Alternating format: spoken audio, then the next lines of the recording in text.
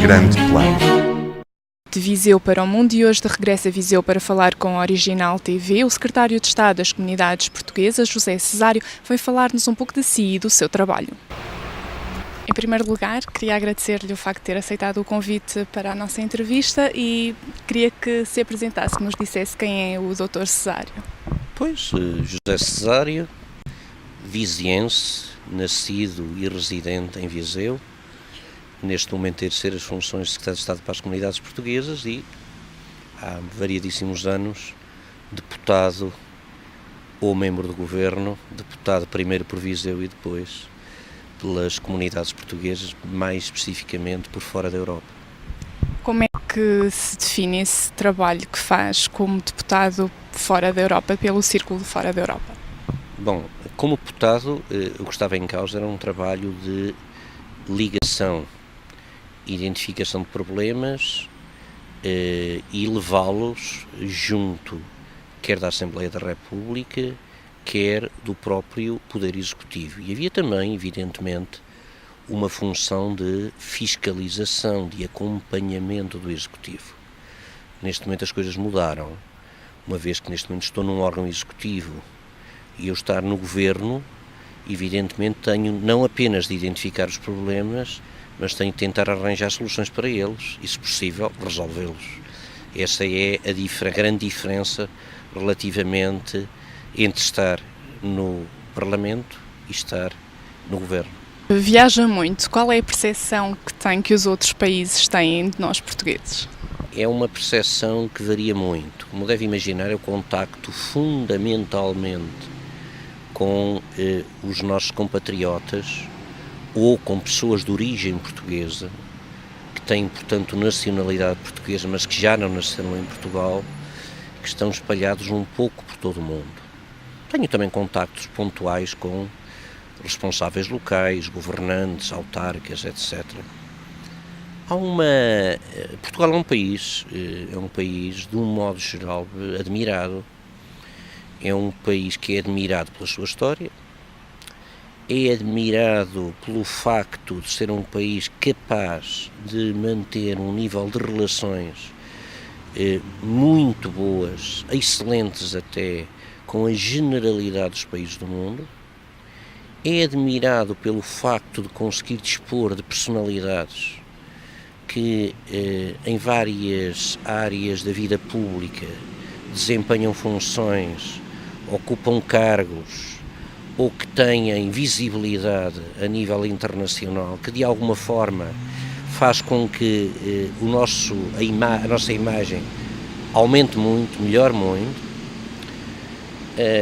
E Portugal é admirado um pouco pelo exemplo que as nossas comunidades dão. Porque as nossas comunidades estão espalhadas por quase todos os países do mundo, têm algumas particularidades e uma delas é que não são problemáticas.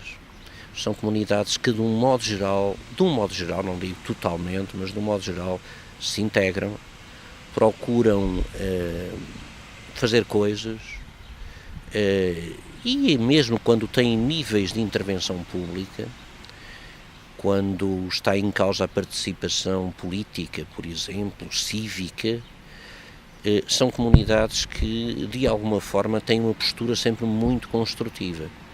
E, portanto, isso faz com que a imagem de Portugal no exterior, de um modo geral, seja uma imagem muito positiva. E mesmo nestas circunstâncias delicadas que estamos a viver, em que toda a gente fala de crise, não é só em Portugal, é bom que as pessoas estejam conscientes disso, mas mesmo neste momento, eu diria até mais que nunca neste momento, eu encontro muita gente muito empenhada a fazer muita força para que Portugal ultrapasse, supere a situação difícil que está a atravessar. E isto é válido não apenas para os portugueses que estão lá fora, os descendentes portugueses que estão lá fora, mas inclusivamente para muitos cidadãos locais que têm uma enorme simpatia por Portugal. Quer-nos falar, por exemplo, de exemplos concretos, de atitudes que sejam tomadas pelos nossos imigrantes para ajudar os portugueses de Portugal?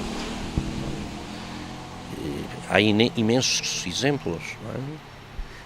talvez aqui não haja bem consciência do que significa o contributo da nossa diáspora para a nossa vida. Mas se as pessoas perceberem, por exemplo, que por ano nós recebemos da União Europeia, no quadro comunitário atual presente, 2007 a 2013, uma média de 3 mil milhões de euros anuais. São 21 mil milhões, no máximo.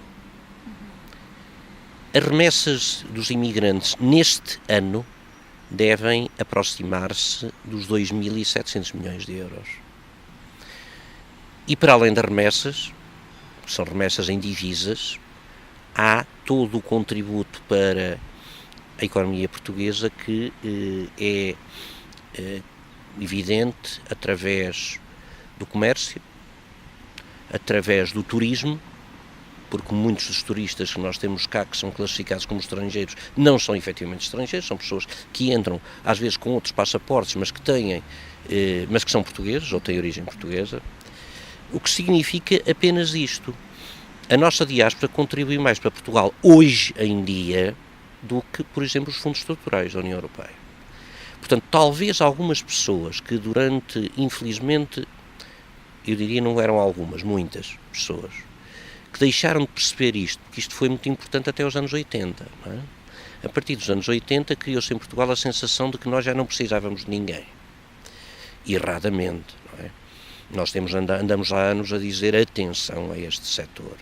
Atenção aos portugueses que estão lá fora. Ora bem, há muita gente, talvez comece hoje, a perceber outra vez que este universo de pessoas, que são diretamente cerca de 5 milhões, indiretamente serão muitos mais, porque cada uma destas pessoas tem amigos, tem muita gente com quem se relaciona, a quem pode transmitir uma imagem de Portugal. Ora bem, este potencial é um potencial brutal. Repare que nós estamos numa região, por exemplo, no ano passado, no verão, só houve 2 distritos no país em que houve crescimento, aumento das vendas do imobiliário. Foi Viseu e Guarda. E foi perfeitamente identificado porquê. Deveu-se ao mercado, exatamente, deveu-se exatamente aos nossos compatriotas que estão no estrangeiro, que vieram cá e que adquiriram. Portanto, percebam os portugueses que aqui estão a dimensão, a importância deste universo. Falámos do plano económico, mas poderíamos falar do plano político, porque é bom que as pessoas também tenham consciência que nós temos pessoas que têm a nossa nacionalidade sentados, por exemplo, no Congresso Federal Norte-Americano, ou, por exemplo, em governos no Brasil, na Argentina, em variedíssimos parlamentos do mundo, África do Sul, França, nível autárquico, no Luxemburgo, no Canadá, e portanto está-nos numa dimensão política também muito maior do que aquela que nós já temos. E cultural. Eu não sei se as pessoas sabem, mas há um prémio Nobel, para além daqueles que nós temos cá, há um nos Estados Unidos da América, de origem açoriana, Craig Mell, cujos avós nasceram nos Açores. E portanto isto é um potencial enorme.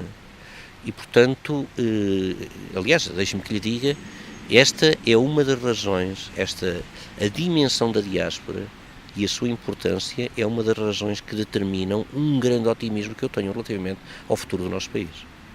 Hoje em dia nota-se um novo fluxo de imigração de portugueses para o estrangeiro comparado aos dos anos 60, 70. Os imigrantes de hoje são diferentes dos imigrantes daquela altura? São diferentes. Foram sempre diferentes ao longo da história. Bom, primeiro, nós somos um povo de migrações constantes. E o mundo é cada vez mais um mundo de migrantes. Com a economia globalizada, as fronteiras deixaram de fazer sentido e as pessoas circulam permanentemente. A ONU, recentemente, identificou cerca de 250 milhões de imigrantes no mundo, que corresponderia, em termos económicos, mais ou menos à quinta maior potência económica mundial.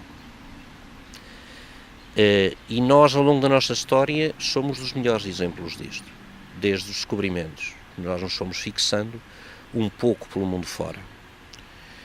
E as características sociológicas deste universo foram mudando sempre. Mudam as nossas e mudam as dos outros países, porque há muitos países com esses fluxos. Hoje em dia imigram pessoas diferentes. Temos mais imigração, por exemplo, de licenciados, pessoas formadas, é verdade. Até há 7, 8 anos atrás, esses só saíam por interesse, quando tinham interesse em sair. Hoje saem por necessidade. Temos imigrantes, como imigrantes, pessoas com 50 anos, da minha idade, não é? Que também não saíam em circunstâncias normais.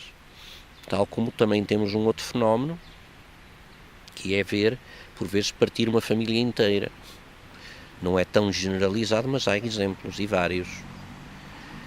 Porque quando os problemas batem à porta de toda a família, há hoje uma tentação de todos tentarem resolver os problemas. E, portanto, isto dá características diferentes a este universo, sem sombra de dúvidas, que é parcialmente mais bem preparado, mas que também, por vezes, até por isso, tem mais dificuldades de integração em mercados, em que a generalidade dos trabalhos, das oportunidades de trabalho que estão disponíveis, continuam a situar nos setores tradicionais: construção civil, limpezas, hotelaria e restauração.